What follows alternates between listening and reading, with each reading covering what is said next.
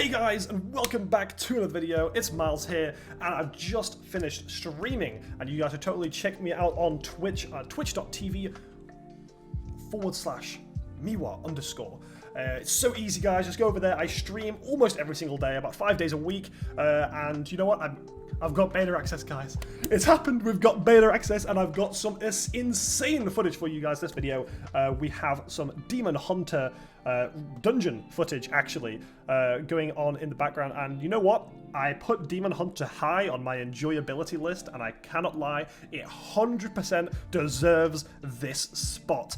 It is so fun and also so powerful right now in the Dragonflight beta. I found Demon Hunter to be, especially in M+, probably one of the strongest specs. And after trying out a few different builds, I've come across what, in my opinion, could actually be the best single target damage we've ever seen on Demon Hunter in the last maybe 2 years or so. Super good, you know, like, especially when mixing both frailty and the sort of extra damage you get from Fiery Brand together on the talent tree ended up being super good for single target damage, while also applying a lot of good single target survivability. And honestly, frailty as a whole has shattered my expectations in how good a talent can be. Frailty is just unbelievably strong, you know, being able to make something deal 4% reduced damage to you, 8% healing to that target, and on top of that, 8% increased damage to that target with those stacks overlapping. Now, when I first looked at it, I was like, oh, you know, 5 seconds, stacks overlapping, you're maybe going to sit around 4 stacks, or something like that. However, what I've noticed is Soul Cleave, and I'm pretty sure this is intentional. It'd be very strange if it wasn't. If it isn't intentional, then unfortunate. However, I feel like it is, and it definitely hasn't been patched out yet. But Frailty stacks up 2 stacks on your main target, which is unbelievable. This means that you can easily get to 7 stacks and pop one ability at 7 stacks. And with how good the burst abilities are for Vengeance Demon Hunter, especially something like the Hunt or Elysian Decree, basically means that you get to 7 stacks, which, by the way, means you're dealing around 56% increased damage, and then you pop the Hunt. And for me, with just a few bits of crafting gear, nothing serious, I was able to pull 100k crits of the Hunt, and in single target do a solid 18 to 20k DPS, depending on how well I played it. This spec feels so nice. Frailty feels like such a good talent and super clean to play with.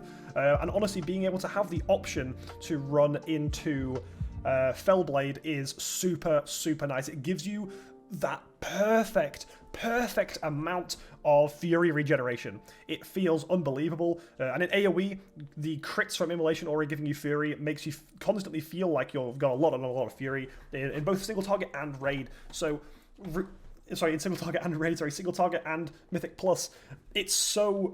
It just feels nice to play. You never feel like you're Fury starved that often, granted you take the right talents, and you never really feel like your damage is lacking. I've not had any aggro problems besides on how, like, you know, Druids, but Druids are actually broken. Druids are genuinely, like, they're broken. They have like 100k damage, single target, stuff like that in some cases. Like, it's broken.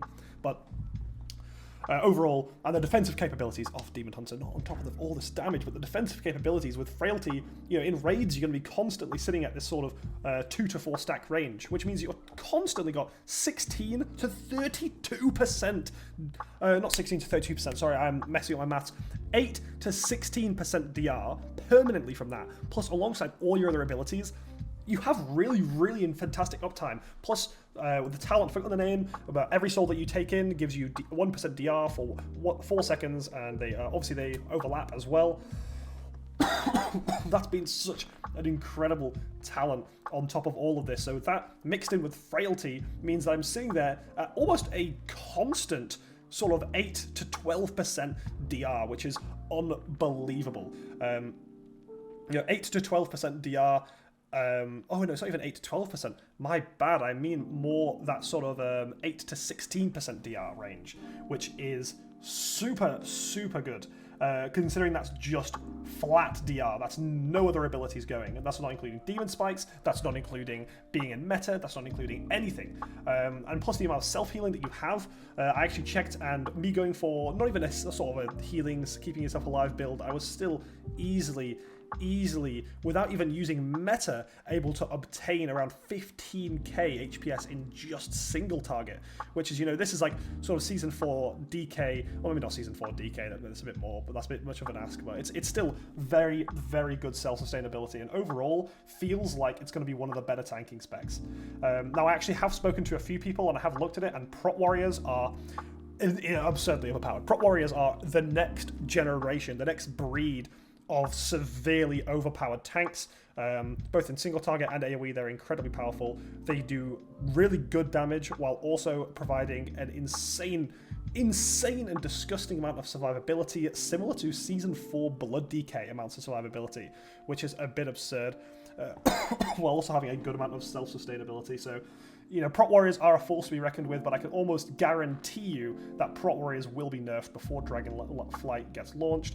Granted, I do think Prot Warriors are owed a tier because they've been pretty bad in Shadowlands. They've been pretty awful in Shadowlands, so I really do hope that they get a nice tier. Now, back to Demon Hunter. Demon Hunter, not only does it feel good to play, and it is good to play, but also the abilities in general are super sort of fluid in what you can and what you can't take, you know? There's no must-have for certain talents. Some talents are a must-have, but not all the talents you take are must-have, so you can easily swap things around as you please. For instance, I was taking Sigil of Chains in M+, but if I feel like I didn't need Sigil of Chains, I can just go and take something else. It's not really set in stone what you need to take. I also don't think that you need to worry about anything except Frailty in M+, because Frailty applies so fast and gives you so much survivability. Overall, generally speaking, it feels incredibly good to play. Really, really, really high damage. And as well, on top of all of that, incredibly good survivability. Really, it kind of hit all the marks for me in terms of what I wanted in terms of Vengeance Demon Hunter.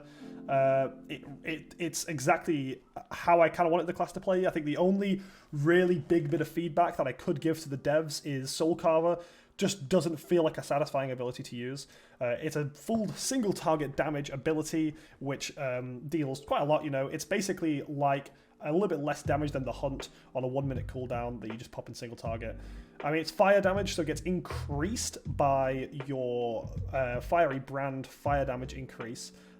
So it can end up doing huge amounts of damage. However, it's just not satisfying. It doesn't feel like you're doing a big hit. It doesn't feel like you're doing anything. You're basically just doing these two tiny stabs against the target, and then they take a ton of damage. I would have much preferred it if Blizzard had gone maybe down a little bit of a different route and had made it look like some sort of massive slash or some massive like Fell Fire, any sort of thing, you know. Fell Devastation feels like a powerful ability. The Hunt feels like a powerful ability. At least in Decree, they all feel super powerful, and they have these huge sort of like animations. But Soul Carver just doesn't have that. Soul Carver is just kind of tap, and the target takes some damage. So maybe a bit of an animation change there would make it really like satisfying. But overall, I'm still really happy with the state of it. I still think it looks like they're not even too powerful, so I don't know if they'll actually get nerfed. I don't think they'll necessarily get buffed either, though, because of the state of it. I'll be making more videos over the next coming days about the classes in beta and how they feel. However, and this is vital for any of you people that are really interested in watching beta gameplay, but I will be streaming my beta gameplay tomorrow. So that's tomorrow being the 30th of September at 12 p.m. UK time. So that's 13 or aka 1 p.m. on server time. So if anyone's interested in coming down and watching that Twitch stream, please feel absolutely free. It is going to be pretty amazing. We're going to be going over a few classes, mostly playing quite a lot of Demon Hunter, and most importantly, on top of all of this, we have some raid testing later on in the night. We are literally going to be going over some of the raid bosses, and I will be playing Demon Hunter in that raid. It's just looking too fun and too strong to sort of not play, I guess, in a way.